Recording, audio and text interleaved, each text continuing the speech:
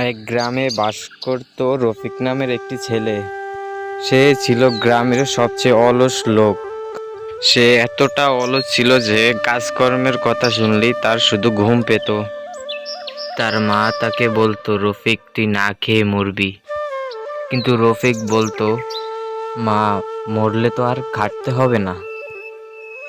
একদিন তার মা তাকে বলল, তোর জন্য ভাত রেঁধেছি, শুধু টেবিল থেকে তুলে নিয়ে খাস। রফিক নড়ল না। ঘন্টাখানিক পর মা এসে দেখলো রফিক খাচ্ছিল না। মা জিজ্ঞেস করলো, খাসনি কেন? মা চামচটা একটু কাছে এনে দিলে খেতাম, হাত বাড়াতে ইচ্ছে করছিল না। গ্রামের সবাই রফিককে নিয়ে খুব হাসাহাসি করত, কিন্তু রফিক কখনো কষ্ট পেত না। সে বলতো, সবাই তো জীবন কেটে শেষ করে, আমি তো আরামেই কাটাই।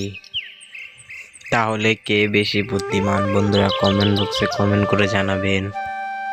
আর ভিডিওটি ভালো লাগলে চ্যানেলটিকে সাবস্ক্রাইব করে পাশে থাকা বেল আইকনটি বাজিয়ে দেবেন।